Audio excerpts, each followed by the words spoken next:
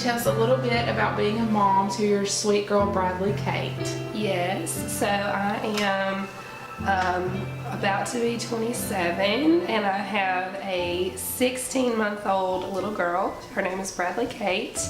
I'll start by talking about her name because everybody is so freaked out, by Bradley Kate. So her name is double. It is Bradley Kate.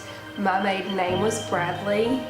We just changed the spelling of it to make it a little bit more feminine, and then we put Kate in there because my great-grandmother on my mother's side of the family. Oh, I was can named tell the Catherine. changing you of being a mom. How has that impacted you? Yeah, I mean, I was, I guess, a lot more high-strung before she came along, and I am so much more mellow now, but I think it just comes with being a mother, you know. You have to think about this other person, and you used to buy all of these things for yourself, and now I don't care. I want to buy it all for her. Like, I want her to be the little superstar. And she is. She For is. you. Was there anything you constantly thought about during your pregnancy?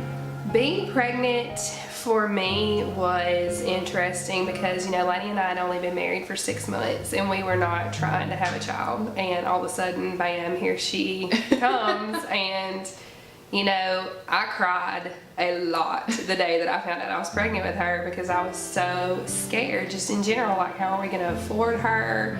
We've only been married 6 months. I mean, we had known each other for all this time, but it's still scary. And he finally looked at me and he said, "Why are you crying?" And I was like, "I don't know, I'm just scared." And he said, "We're ready for this, we're fine."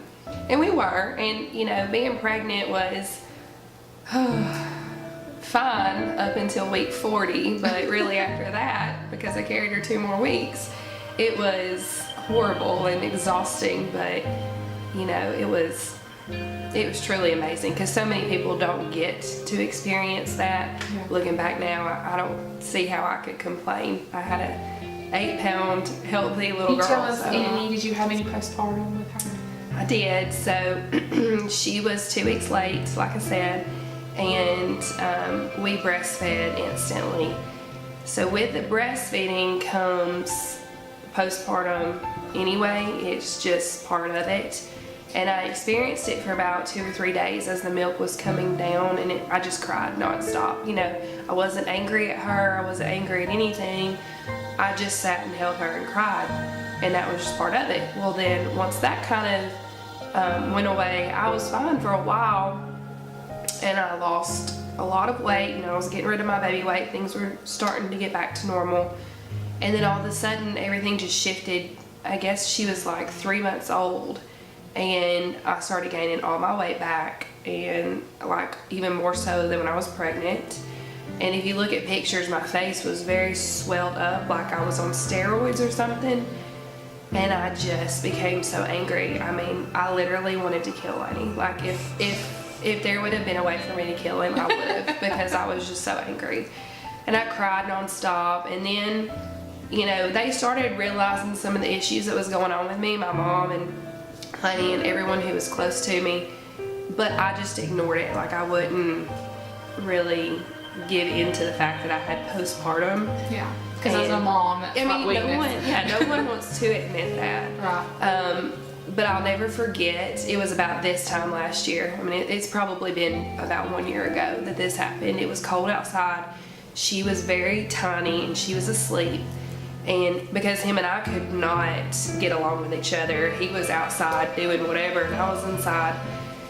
And I was trying to cook us some supper for that night, and I just sat down in the floor by the stove with a knife in my hand and just cried and cried and cried. And he came in and he said, "What are you doing?" And I was like, "I don't know, I can't handle it anymore, you know, I'm just overwhelmed." And there was really nothing to be overwhelmed about looking back. And I mean, he asked me point blank, he said, "Are you thinking about killing yourself?" And I said, "I don't know." And like now looking out from the inside, you know, from the outside looking in, I don't think I would have, but the hormones were so crazy at that time that I don't know, I just didn't trust myself, if that makes sense. So anyway, I went to the OBGYN not long after that and told him that I was having some postpartum. And I mean, she quickly saw some of the things that were going on, and she told me that she thought I had post-traumatic stress disorder from the C-section.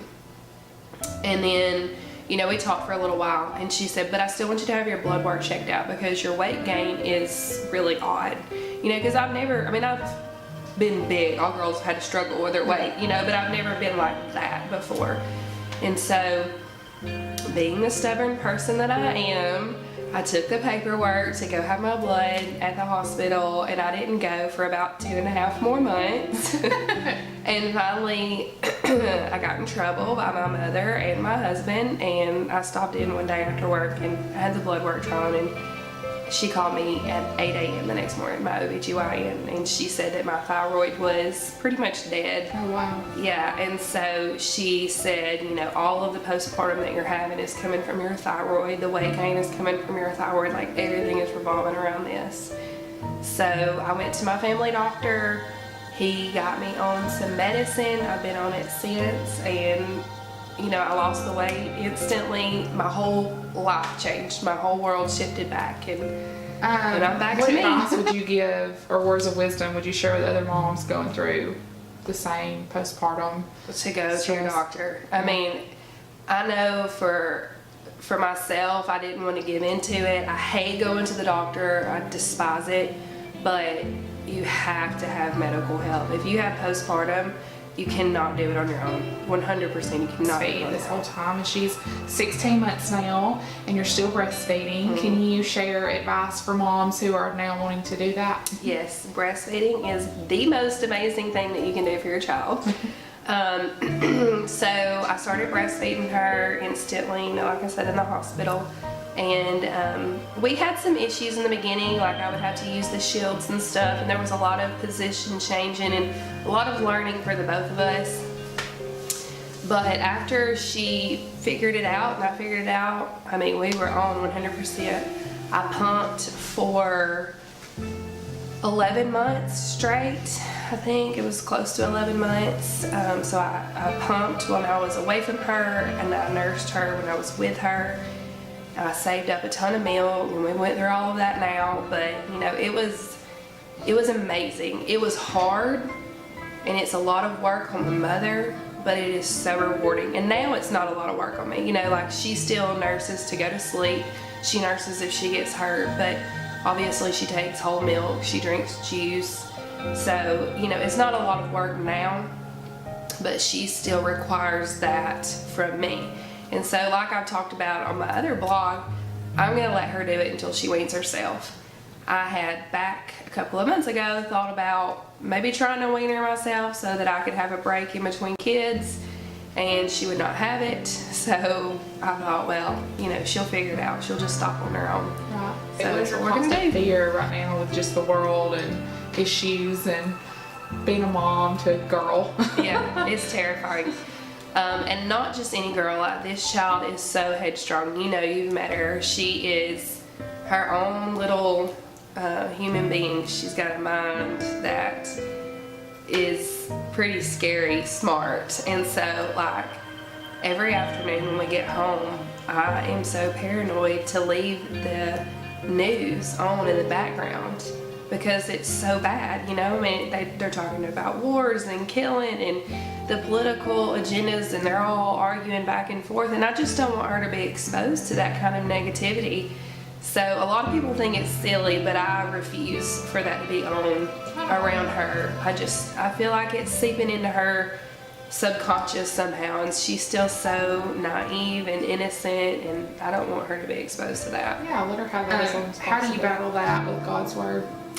Well, right now we're learning how to pray, and so we're working on our pretty hands and, you know, saying our prayers, which she has no idea what we're talking about, but we're starting to try to incorporate some of that into her life so that she will know that she has an outlet and that she has a strong faith base to escape that negativity that we're surrounded with.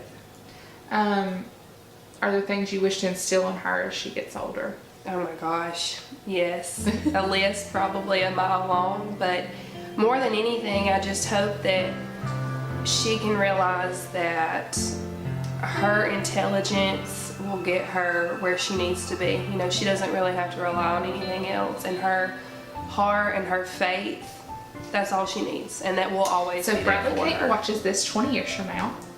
What would be something you'd want her to know? Well, I feel like I might cry a little bit, a little emotional, but you know, I would just want her to know how much I love her, and that I hope that